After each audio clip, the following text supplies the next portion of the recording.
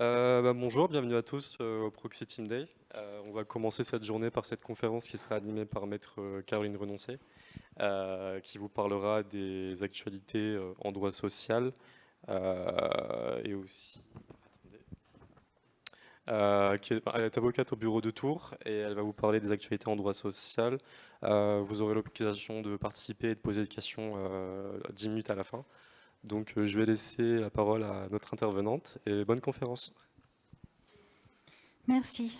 Bonjour à tous et bienvenue pour ce début de matinée sur les actus légales. Alors, je vois qu'il y a des habitués dans la salle, donc on se connaît déjà, pas de souci. Donc, bienvenue à nouveau. Alors, aujourd'hui, je suis un petit peu frustrée, comme à mon habitude, bien évidemment, vous le savez toujours, parce que vous avez dû écouter les infos comme tout citoyen, et on aurait dû avoir les projets de financement de loi de sécurité sociale pour 2025 et le projet de loi de finances, qui aurait dû être présenté devant l'Assemblée le 25 septembre et devant le Sénat le 1er, sauf que c'est pour demain et après-demain. Donc, et il n'y a rien, quasiment rien qui a fuité sur les projets à venir concernant notamment le projet de loi de financement de la sécurité sociale qui nous intéresse plus particulièrement. Bon, alors j'ai quelques infos, je vous les livrerai après, mais vous devez avoir à peu près les mêmes. Même dans la presse spécialisée, on n'a pas grand-chose, mais vraiment pas grand-chose. Donc on va s'attacher à ce qu'on connaît depuis quelque temps, et notamment je pense qu'il y a un thème sur lequel vous allez nécessairement intervenir et vous allez avoir plein de questions, parce que de manière pratique, ça appelle beaucoup de questions, c'est notre fameuse loi d'avril 2024 concernant les congés payés qu'on acquiert pendant qu'on est en arrêt maladie. Alors, avant d'attaquer ce gros morceau, eh bien, on va avoir une petite actualité qui concerne le bulletin de paie adapté. Vous le savez, si vous pratiquez régulièrement la paie, vous avez dû voir passer quand même une information. Donc, depuis un an et demi, on a un modèle temporaire et normalement, on avait un modèle pérenne qui devait s'appliquer à compter du 1er janvier 2025. Donc, c'était pour demain. Sauf que, modification, comme ils ont l'habitude, de toute façon, quand ils ne sont pas prêts, ils repoussent les échéances. Donc, le modèle pérenne ne sera applicable qu'à compter du 1er janvier 2026. Et encore, on a des informations selon lesquelles peut-être que ce sera finalement abandonné. Donc, pour l'instant, on en reste au modèle temporaire avec le montant net social, d'accord ? Et en tout cas, ce sont les préconisations. Et du coup, le BOSS a été mis à jour sur ce point le 1er octobre 2024, où il est rappelé quand même que, certes, il y a le montant net social qui doit apparaître sur ce fameux bulletin de salaire, mais il y a également l'assiette, le taux et le montant de la retenue à la source qui doit apparaître, et aussi, et ça c'est une petite nouveauté, la somme qui aurait dû être versée aux salariés s'il n'y avait pas eu de retenue à la source. Donc ça, il ne faut pas l'oublier, parce que dans la plupart des bulletins que je vois, moi, passer chez mes clients, il n'y a pas cette petite mention. Et puis, en cas d'activité partielle, le nombre d'heures indemnisées, bon ça, en règle générale, c'est indiqué, le taux appliqué et les sommes versées aux salariés au titre de la période considérée. Donc voilà quelles sont les préconisations et la mise à jour du BOSS concernant ce bulletin de paie adapté ou ce modèle temporaire de bulletin de paie. Tout est bon pour vous là-dessus? Voilà. Donc je passe un peu vite sur certaines diapos parce qu'il y a des répétitions et puis au final, quand on résume les obligations des entreprises, c'est assez rapide. Alors, autre mise à jour du BOSS au 1er octobre 2024, cela concerne la contribution à la formation professionnelle et à l'apprentissage. Donc, il y a des nouvelles dénominations. Donc, faites attention, il y a eu une mise à jour, d'accord ? Et aujourd'hui, il y a 3 sections qui viennent détailler les différents seuils d'effectifs intervenant dans l'assujettissement ou le calcul de la contribution à la formation professionnelle, la taxe d'apprentissage et la contribution supplémentaire à l'apprentissage. Alors, autre chose, il y a aussi, et ça c'est une nouveauté, l'effectif moyen annuel des contrats favorisant l'insertion professionnelle, étant précisé qu'aujourd'hui, dans les entreprises, lorsque par exemple vous avez un apprenti qui est finalement en CDI et qui va terminer sa période d'apprentissage, on va dire au 30 août 2024 pour cette année, eh bien, s'il continue à être dans votre entreprise parce qu'il était en CDI, eh bien, il va encore compter pendant une année complète au titre des salariés en contrat en formation professionnelle. D'accord ? Même s'il n'est plus et qu'il a fini sa formation. Donc ça, c'était un petit point important que j'ai estimé en tout cas important de vous préciser. Concernant la fourniture de biens et services rendus et vendus par l'entreprise, pareil, on a une petite modification au niveau du BOSS. Et là, la mention « avantage en nature » sous forme de déduction tarifaire est remplacée par « autres avantages ». Donc, tout ce qui concerne la fourniture gratuite ou à titre préférentiel des biens ou services vendus par l'entreprise, eh bien, devra apparaître dans cette rubrique « autres avantages ». OK ? J'en profite également pour vous dire que, pour un petit rappel, ce n'est pas sur Mediapro, un petit rappel concernant non seulement une jurisprudence de la Cour de cassation, mais également une mise à jour de l'URSSAF, où, vous savez, quand vous avez un CSE dans l'entreprise, normalement, pour tout ce qui est les activités sociales et culturelles, en principe, les CSE mettaient en place une condition d'ancienneté pour les salariés afin qu'il puisse y avoir accès.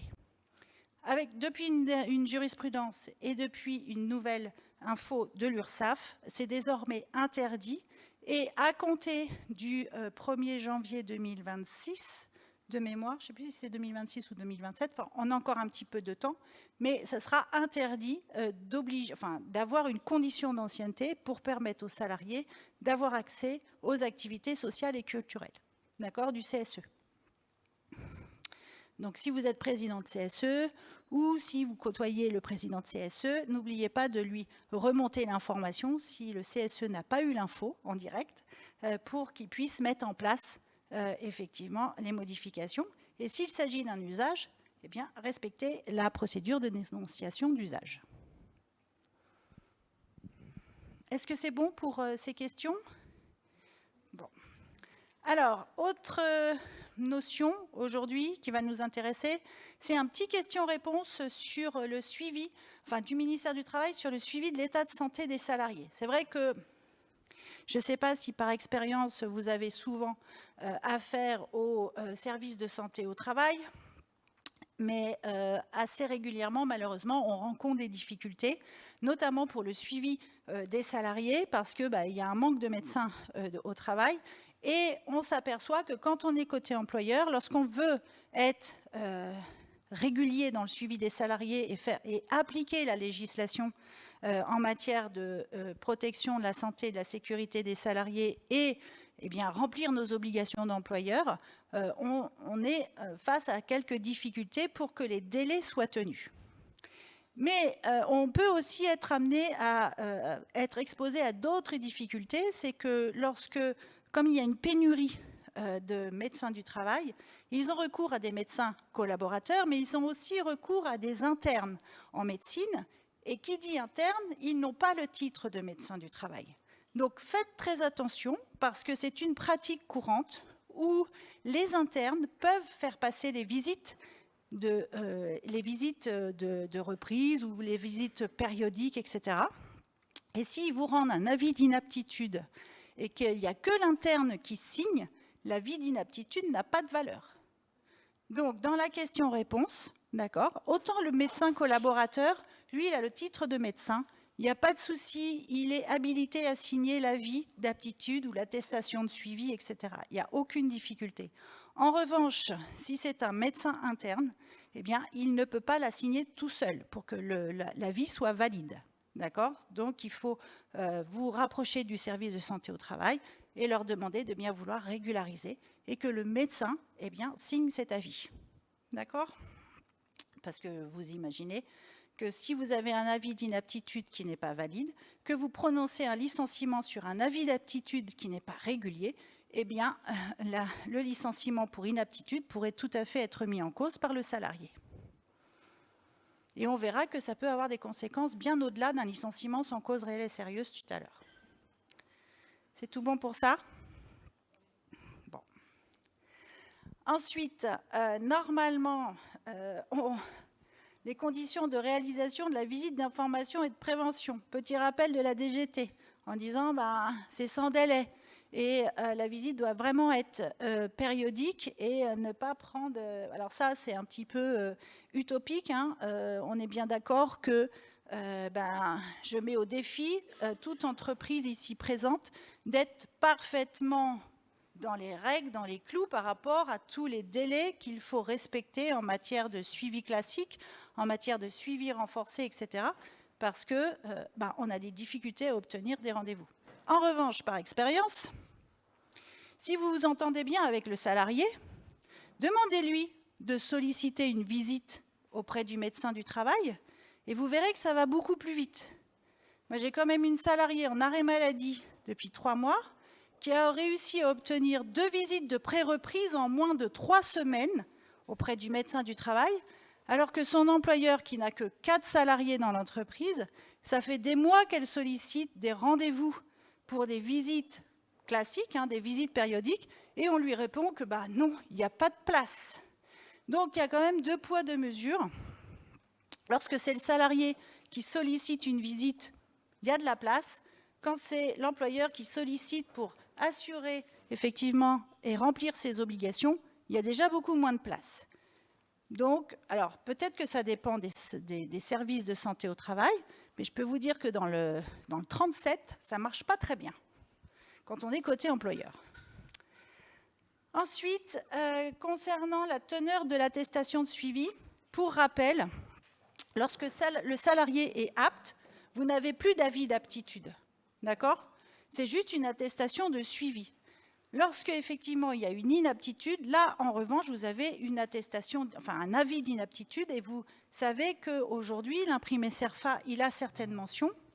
Et j'en profite pour vous attirer votre attention sur un point par rapport à la jurisprudence et tous les contentieux qui tournent autour de cet avis d'inaptitude quand il est correctement rempli ou non.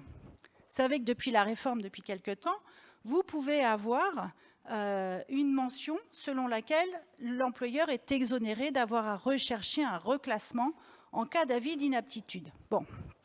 Donc, avant la réforme, on avait un contentieux abondant par rapport à cette notion d'obligation d'avoir à rechercher un reclassement, surtout quand le médecin du travail mettait, par exemple, l'état de santé du salarié, le rend inapte à tout poste dans l'entreprise. Bon, s'il est inapte à tout poste dans l'entreprise, on ne cherche pas de solution de reclassement. Et la jurisprudence venait dire, si, ça vous oblige quand même à rechercher une solution de reclassement, ce qui était complètement aberrant. On est d'accord. Bon.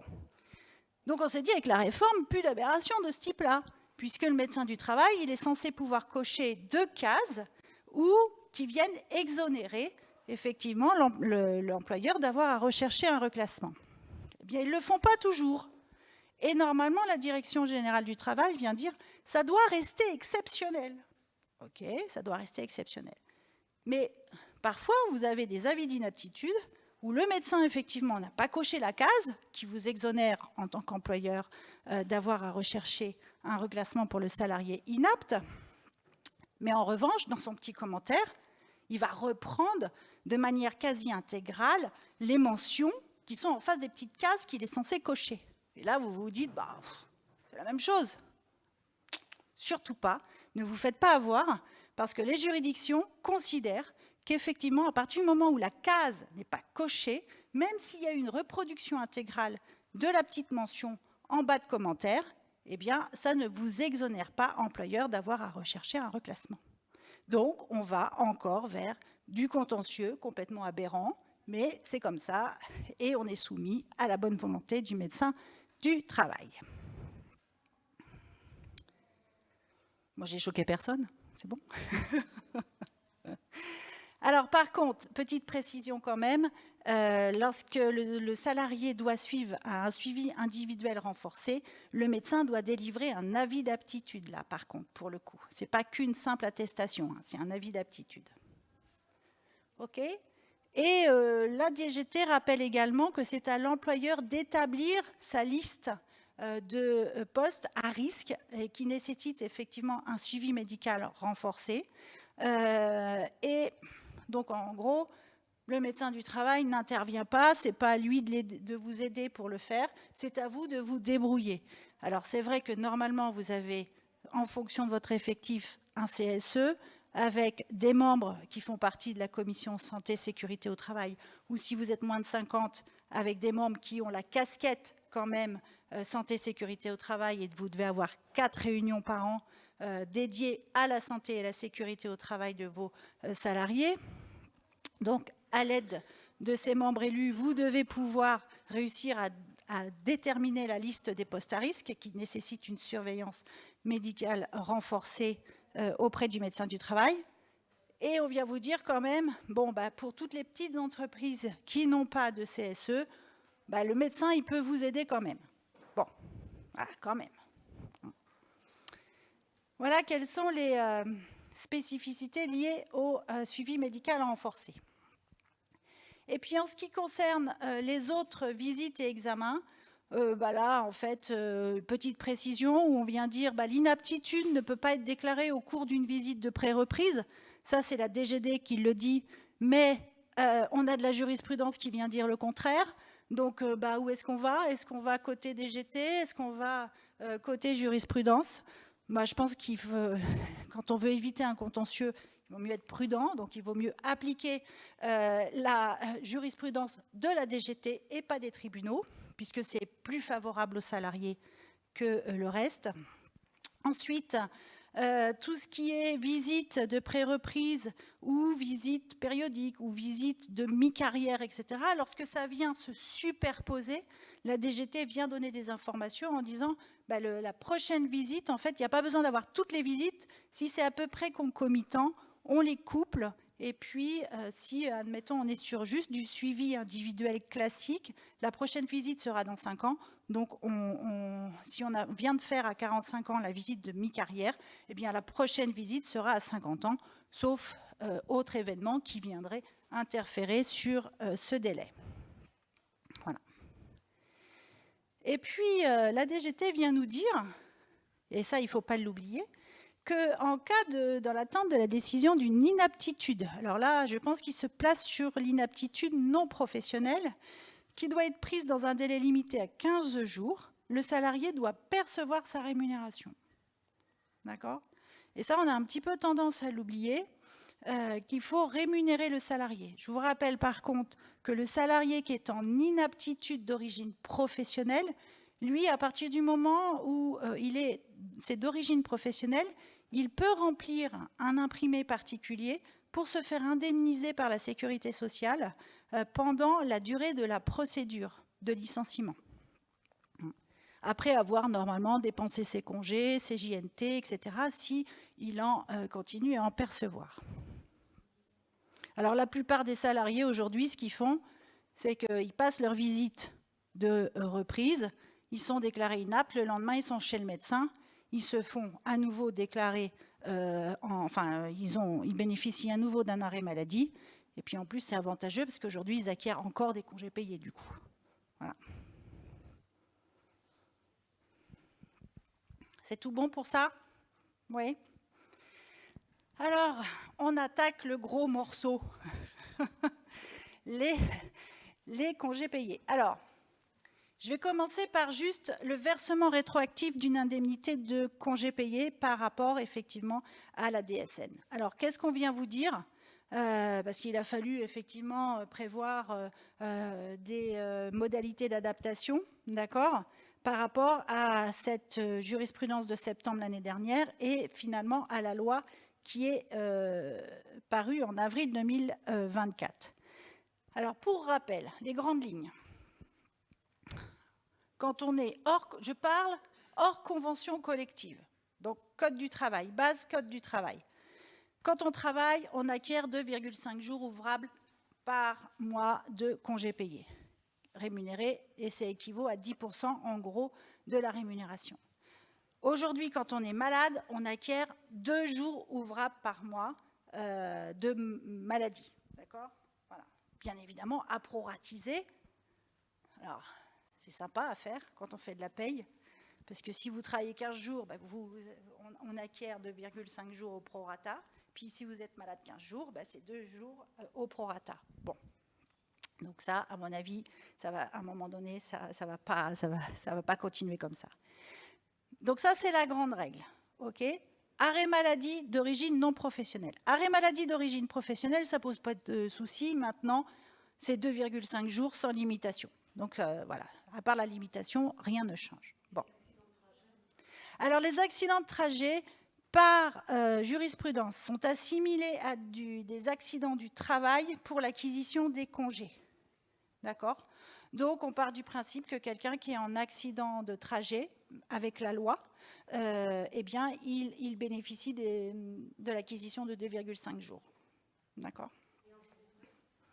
Alors, normalement, la loi ne permet pas, et ça n'a jamais été dit ouvertement, mais on n'est pas censé, opérer la modification au jour ouvré. Ah. Eh ben, c'est-à-dire que, normalement, le fait de fonctionner en jour ouvré, c'est une tolérance, d'accord, par rapport à la loi classique. Hein. Et il faut toujours vérifier, en principe, si l'application des jours ouvrés n'est pas moins favorable que l'application des jours ouvrables, d'une année sur l'autre. Donc, en principe, il faudrait toujours faire en tout cas, toujours faire le comparatif. Et la loi qui concerne l'acquisition des congés pendant qu'on est malade, comme c'est une application de la loi européenne, on n'est pas censé faire un prorata en jour ouvré. Voilà.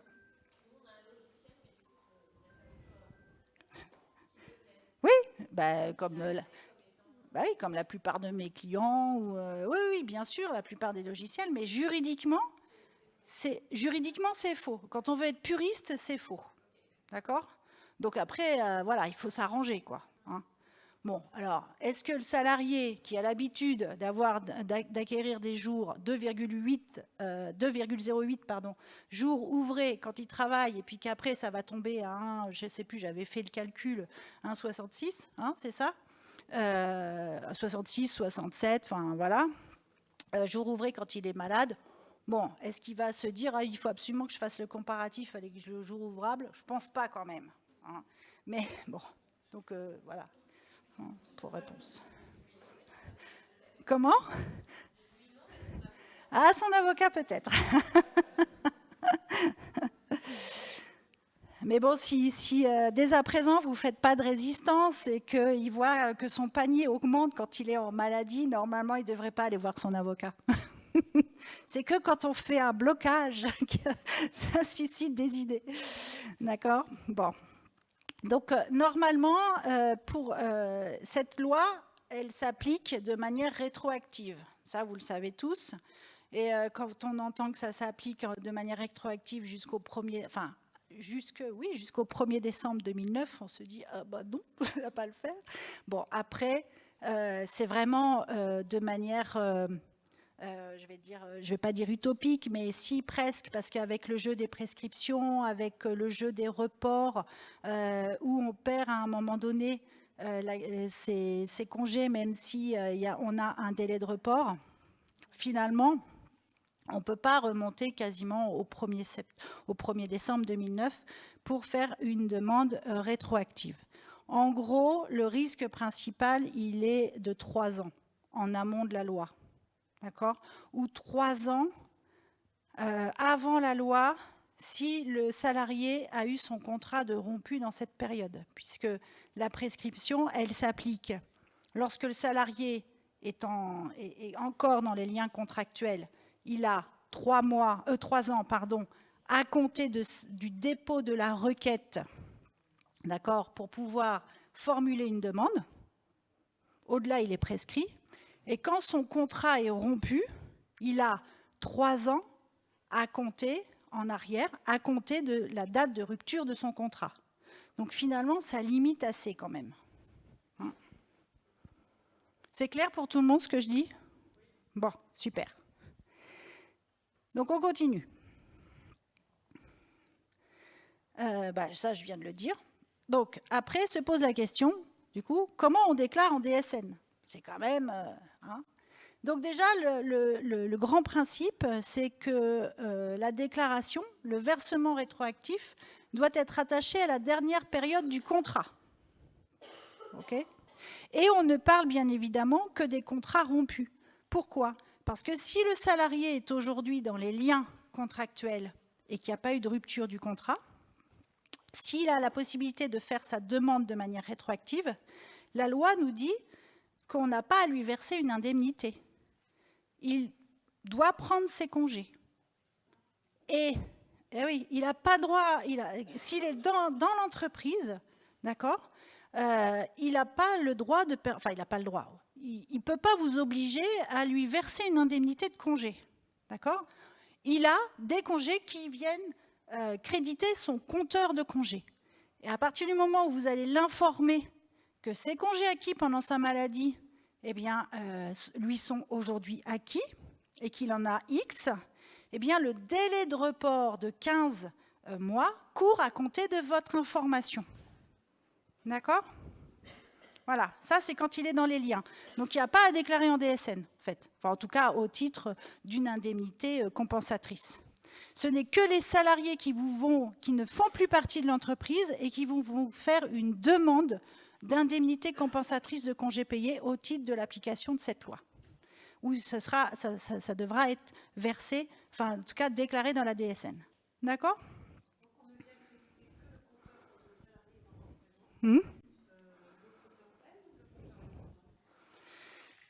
Eh bien, ça dépend à quelle période il vous réclame. S'il a été en arrêt maladie sur la période d'acquisition, avant ouais, admettons là, il a été en... Alors, la loi est sortie le 22 avril, hein, promulguée le 23, donc applicable le 24. Donc on n'était pas encore à la fin de la période d'acquisition, on est d'accord? Voilà. Donc, si, admettons, il vous avait fait la demande le 29, en disant, moi, depuis le 1er mai, depuis le 1er juin 2023, j'étais en arrêt maladie, j'ai droit à 2 jours. Là, vous lui créditiez sur son compteur N. Absolument, d'accord. Et il avait, en fait, il pouvait les dépenser en N+1, du coup.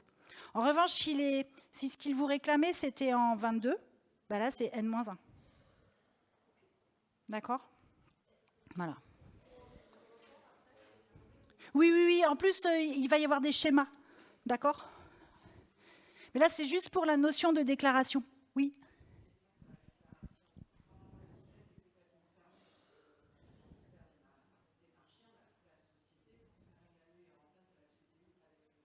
Ouais. Il n'y a pas de solution pour l'instant. Ouais. Non, mais et comme tous les congés qui ont été acquis au-delà de 5 ans, puisque dans la DSN, vous ne pouvez pas faire des déclarations de sommes qui ont plus de 5 ans. Voilà. Et pour l'instant, il n'y a pas de solution. D'accord? Voilà. Donc, comment on fait? Quid? Je tiens à préciser que vous aurez 5 à 10 minutes de questions à la fin, donc n'hésitez pas à poser à la fin de la présentation. Ouais, c'est parce qu'ils ont d'autres habitudes. Voilà, c'est pour ça. Donc c'est bon pour vous, ça, pour faire les déclarations, hein, avec les petites problématiques. Alors, je vais passer ça, j'y reviendrai tout à l'heure. On va rester sur la notion des congés, d'accord? Parce que je trouve que c'est quand même quelque chose d'important. Et justement, cette partie-là, elle appelle plus des interactions que... Parce qu'on l'a déjà vu, je ne sais pas si vous avez assisté aux visioconférences, et puis... parce que depuis avril, on l'a déjà abordé. Mais il y a des petits points importants, à mon sens, d'accord? Et notamment... Voilà, je vous ai fait un petit slide avec avant, après, pour que vous puissiez vous y retrouver plus facilement. hein. Donc ça, c'est assez simple, on est d'accord. Là-dessus, il n'y a pas trop de difficultés par rapport à l'interprétation. Mais là où ça va poser justement des interrogations beaucoup plus, c'est sur cette fameuse notion de report. Alors, le point de départ du report, gardez à l'esprit que de manière classique, c'est à compter de l'information que fait l'employeur à son salarié.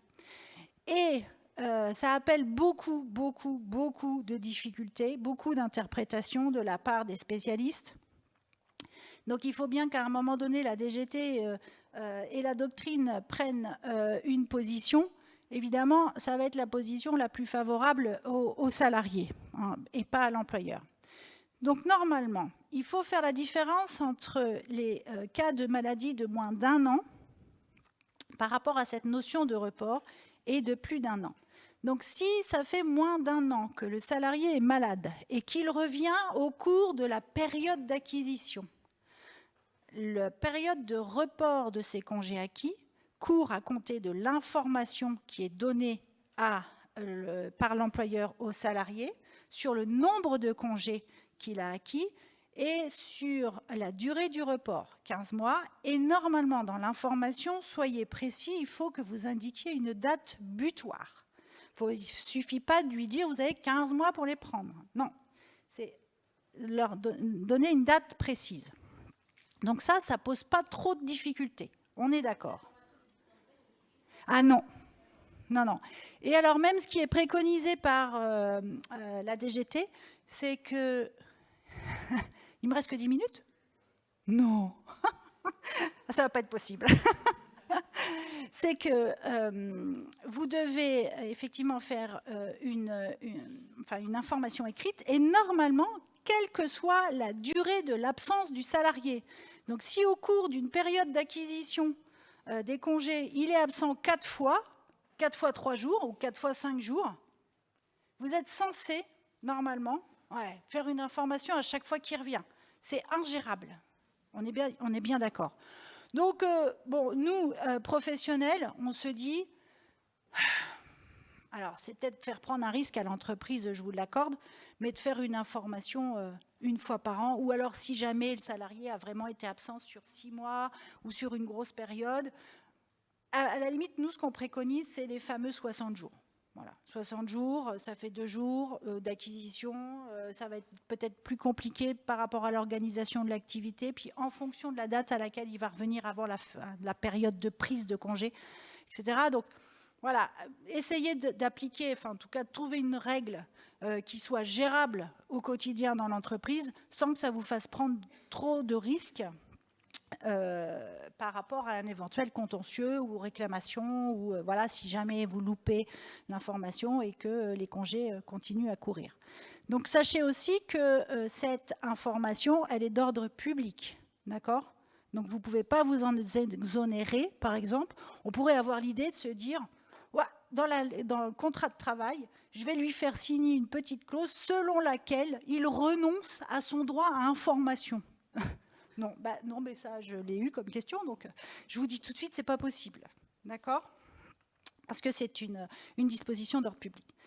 Donc ça, c'est un fait, c'est assez simple. Ce qui n'est pas tout à fait simple, c'est lorsque le salarié revient avant la fin du report de 15 mois et qu'il a été en arrêt maladie de plus d'1 an. Là, c'est pareil, il faut jongler. En fonction de la date à laquelle il a acquis ses congés, le report n'est pas le même. Le point de départ du report n'est pas le même. D'accord? C'est-à-dire que vous voyez, il faut vous référer aux petites couleurs. C'est-à-dire que là, vous avez un report qui court à compter de la fin de la période d'acquisition. Et puis, vous avez un deuxième délai de report qui court à compter de l'information, dans ce cas-là, de l'information donnée par l'employeur. Et troisième règle, c'est que lorsque le salarié est en maladie depuis plus d'1 an et qu'il revient après la fin du report de 15 mois, mais là, il a perdu des congés. Voilà. Comment? Oui, celui-là, à la limite, mais il ne les a pas tous perdus. Hein.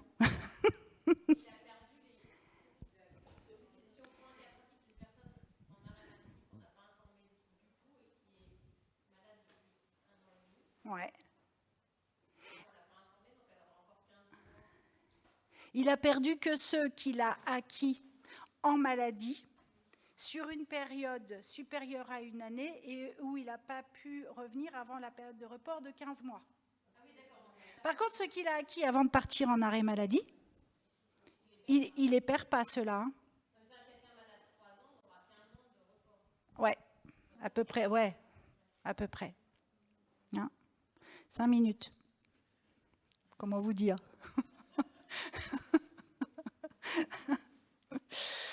C'est tout bon pour ça?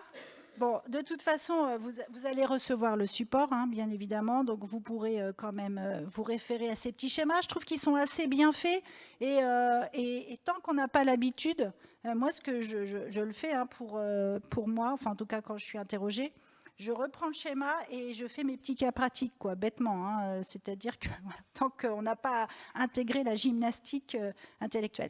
Alors, autre chose aussi qu'il faut que vous sachiez quand même, c'est que le salarié qui va être absent 1 an complet, enfin en tout cas sur la période d'acquisition, il va acquérir que 24 jours, on est d'accord. Mais par contre, quelqu'un qui va travailler et qui va être malade pendant la période d'acquisition, qu'est-ce qu'on fait? On s'arrête à 24 jours ou pas? À votre avis? Eh non, exact. Donc il faut faire le calcul pour le nombre de jours acquis pendant qu'il travaille et le nombre de jours acquis au titre de la maladie. Voilà. Et ce n'est pas très clair. C'est pas très clair dans la loi. Le seul cas où c'est écrété, c'est lorsque le salarié va vous faire des demandes de congé par rapport à la période antérieure à la loi, quand il va vous faire une demande de rappel de congé. D'accord? Puisque de toute façon, par définition, il a déjà perçu ses congés. S'il a travaillé pendant la période d'acquisition et en partie et qu'il a été malade. D'accord? Mais là, par contre, pour toute la période antérieure à la loi, et ça c'est très important, il faut savoir qu'il ne peut pas avoir plus de 24 jours. C'est-à-dire que si, admettons, on va dire 2021, sur son compte est apparu que 20 jours, d'accord, parce qu'il a travaillé pour obtenir 20 jours, il ne peut pas vous en réclamer plus de 4. Là, c'est écrété. D'accord? Voilà. Bon, je ne vais pas pouvoir tout vous dire, hein, ça c'est clair. Bon, sur les projets du gouvernement, on le sait, c'est en cours. Donc, normalement, réforme assurance chômage renvoyée aux partenaires sociaux. Amélioration, entre guillemets, de la retraite, c'est pareil, ça s'est renvoyé à la négociation avec les partenaires sociaux, normalement. La seule chose qui se profile, c'est l'ajournement de la réévaluation des retraites. Hein, vous avez dû en entendre tous parler. Et puis, au 1er novembre, il va y avoir normalement une augmentation du SMIC, hein, qui va passer à 1,88 brut de 11,88 brut de l'heure. Désolée. Ouais, non, là, ça ne va pas être possible. Et puis, l'autre chose, bah, voilà, je vous invite à être... je vais sûrement être amenée, bien sûr, à faire une note d'information, une newsletter, là, au mois de novembre. Donc, j'aurai déjà beaucoup plus d'infos. Je pourrai vous donner des éléments plus précis. Après... petit focus très rapide du coup sur les notions de jurisprudence, les grands arrêts qui sont sortis ces 2-3 derniers mois. Attention, un licenciement économique peut être considéré comme un licenciement discriminatoire et donc nul. Donc faites très attention. Là, on était sur le cas d'un salarié cadre, un DAF d'ailleurs, malade 2 ans, il revient et finalement il rechute. Et puis, difficulté dans l'entreprise, et on le licencie pour motif économique. Sauf qu'il vient dire, ouais, non mais attendez, ça c'est un licenciement économique déguisé. L'entreprise n'a pas vraiment de difficulté économique. Mon bureau avait disparu, enfin j'avais plus de bureau quand je suis revenue, etc., etc. Et au final, eh bien, la Cour de cassation a considéré que oui, le motif économique ne tenait pas la route. Manifestement, s'il y avait une mauvaise appréciation des difficultés économiques par l'entreprise, eh bien, au lieu de prononcer un licenciement sans cause sérieuse comme c'est à son habitude, Elle est partie du principe que comme le salarié démontrait qu'il avait été malade et puis qu'il y avait des éléments laissant supposer que bon, il y avait peut-être un petit peu de discrimination, de mise au placard, il a prononcé un licenciement nul. Je vous rappelle quand même la grosse différence. 1, le salarié peut demander sa réintégration, d'accord ? 2, il a droit à une indemnité d'éviction qui est énorme, puisque à compter du jour où il a été licencié, jusqu'au jour où il y a une décision définitive, là je ne vous dis pas, ça a dû mettre 10 ans pour venir en cassation, il a droit à 10 ans de salaire. D'accord ? Ouais, donc c'est énorme. Et puis, bien sûr, il n'y a pas de barème Macron en cas de licenciement nul. Donc, il faut faire très attention. Et la Cour s'oriente vers de plus en plus de licenciements nuls. Donc, l'inaptitude de la caisse professionnelle, la reconnaissance d'une maladie professionnelle ou d'un accident du travail par la caisse d'assurance maladie s'impose à l'employeur, d'accord, lorsqu'il doit faire un licenciement pour inaptitude. Et là, on est dans une situation, je sais, j'ai plus que très peu de temps, on est dans une situation particulière puisque le salarié avait été en maladie professionnelle ou accident du travail à une certaine période, il avait repris son activité, et puis il avait été à nouveau en arrêt maladie, mais cette fois-ci simple, et derrière cet arrêt maladie simple, avis d'inaptitude. L'employeur, de manière très logique, a licencié pour inaptitude non professionnelle, et la Cour de cassation vient dire non. À partir du moment où manifestement il peut y avoir un lien entre la maladie pro et l'inaptitude, on doit appliquer la procédure d'inaptitude professionnelle. Je vous rappelle que ça coûte cher quand même, puisqu'on doit verser le préavis au salarié et on lui double son indemnité légale de licenciement. Là, une clé USB personnelle non connectée sur l'ordinateur, l'employeur ne peut pas s'en servir comme moyen de preuve. Elle aurait été connectée sur l'ordinateur, il aurait pu s'en servir.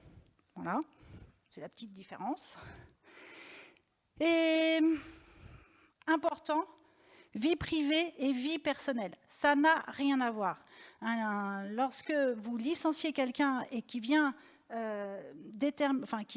prouver qu'au final, le motif de licenciement est lié à sa vie personnelle, eh bien c'est un licenciement sans cause réelle et sérieuse.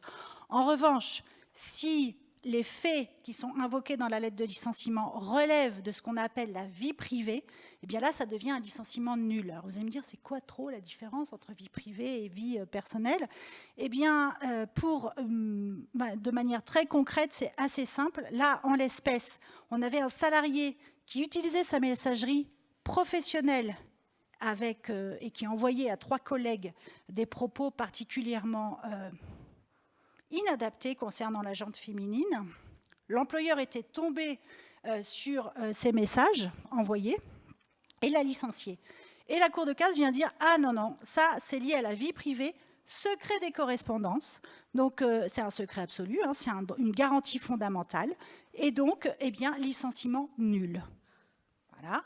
En revanche, un chauffeur de bus, et là ça me scotche, mais bon, c'est comme ça, un chauffeur de bus qui est arrêté par les services de police, qui est testé positif aux stupéfiants dans son véhicule personnel et qui doit prendre son service le lendemain, les gendarmes, les services de police préviennent l'employeur en disant bah voilà, c'est un petit peu délicat quand même, mais je vous préviens que votre chauffeur a été pris sous l'emprise de stupéfiants. L'employeur le licencie en disant que c'est incompatible avec son activité. Et là, la Cour de cassation rend le licenciement sans cause réelle et sérieuse parce que c'est un fait relatif à la vie personnelle du salarié. Ce n'est pas une garantie fondamentale, mais c'est la vie personnelle. Et donc, le licenciement est sans cause réelle et sérieuse parce que c'était dans son véhicule personnel, en dehors de ses heures de travail. Voilà. Et je crois que je vais devoir m'arrêter. On va devoir terminer maintenant, je suis désolé. Donc, merci de votre écoute, en tout cas. Je me tiens à votre disposition. On a une conférence qui va commencer à 11h15. Déjà, merci Maître Renoncé pour cette présentation. Sur le thème de l'IA dans les RH. Donc, c'est une conférence qui peut vous intéresser. C'est dans cette même salle. Et pendant ce temps-là, n'hésitez pas à vous balader dans les stands. Il y a un stand vraiment dédié aux thématiques PRH. Donc, c'est vraiment le stand rouge, vous le verrez au centre. Et il y a des partenaires comme Sage, Silae, Cégide et Lucas. Vous pourrez parler avec eux. Merci à tous.